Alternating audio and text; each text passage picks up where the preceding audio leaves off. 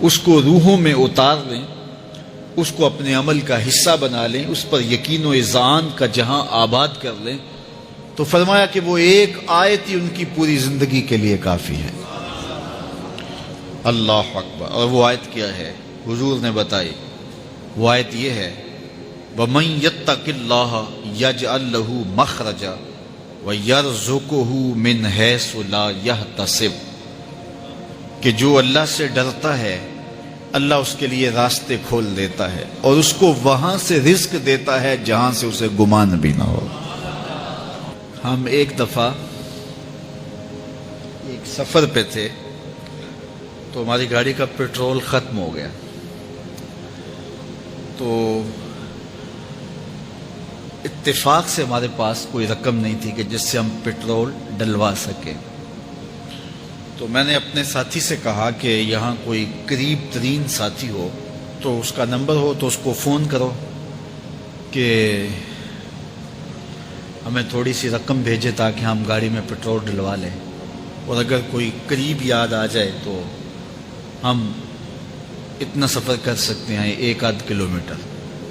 تو اچانک ایک ساتھی یاد آ گیا کہ وہ یہ دوسری تیسری روڈ کے اوپر اس کا گھر ہے، تو ہم نے گاڑی ادھر موڑی، تو ابھی اس کے گھر نہیں پہنچے تھے تو ایک آدمی ہمیں دیکھ کے تو حشاش بشاش ہو گیا، ابھی اس کے گھر نہیں پہنچے تو دیکھ کے تو حشاش بشاش ہو گیا۔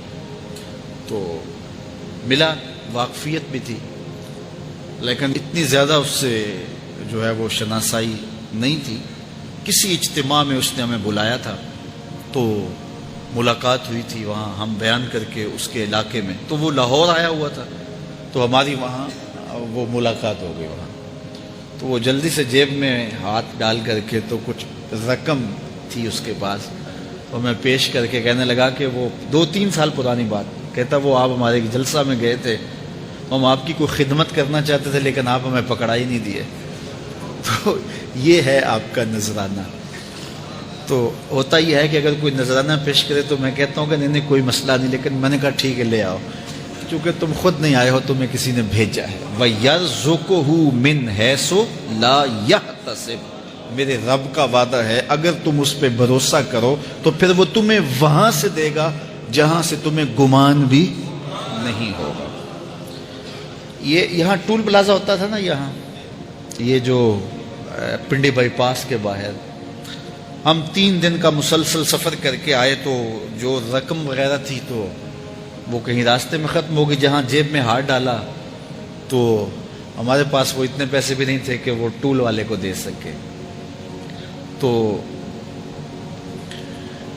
میں نے اپنے ڈرائیور کو کہا کہ تمہارے پاس کوئی ہے؟ تو وہ کہنے لگا جی میرے پاس بھی کوئی نہیں ہے۔ تو میں نے کہا چلو اس سے ادھار کر لیتے ہیں، اس کو ہم کہتے ہیں کہ ہم قریب ہی رہتے ہیں، ابھی جا کے آپ کو بھیج دیتے ہیں۔ تو ہمارے سے جو اگلی گاڑی تھی اس نے اس کو کہا کہ یہ جو پیچھے والے ہیں نا ان کا بھی کاٹ لو۔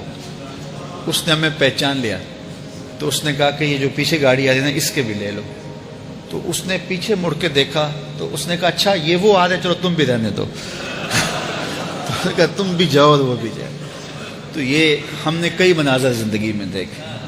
تو اللہ کے محبوب فرماتے ہیں قرآن میں ایک ایسی آیت ہے اگر تمہیں پتہ چل جائے اور اس پہ تمہارا عمل ہو جائے وہ تمہیں وہاں سے رزق دے گا جہاں سے تمہیں گمان بھی نہیں ہوگا۔